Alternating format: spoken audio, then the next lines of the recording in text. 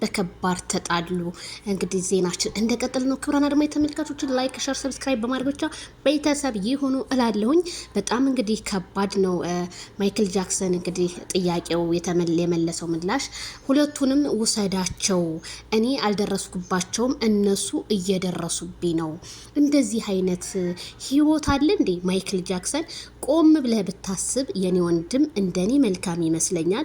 ምክንያቱም ውሳኔ የሄርሜላን የሩታን ተው የሄርሜላን ውሳኔ ማሳወቅ አለብህ። ህዝቡ በጣም ብዙ ጥያቄ የሚጠይቅ ስለ ሄርሜላ፣ አንተ ግን ያንን በቃ እኔ እንደፈለኩኝ መኖር እችላለሁ ነው እያለ ያለው።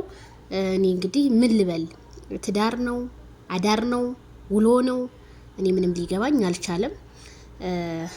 ለሁለቱም እንግዲህ የመለሰላችሁ አይደለም። ኤፍሬምን እንግዲህ ኤፍሬም ጥያቄ ቢጠይቀውም ማይክል ጃክሰን ግን የመለሰው ምላሽ እኔ ምን አገባችሁ ነው። በቃ እኔ ራሴ አቃለሁኝ እያለ ነውና እንግዲህ ሴቶቹ ራሳችሁን አስከብሩ። ሌላ ምንም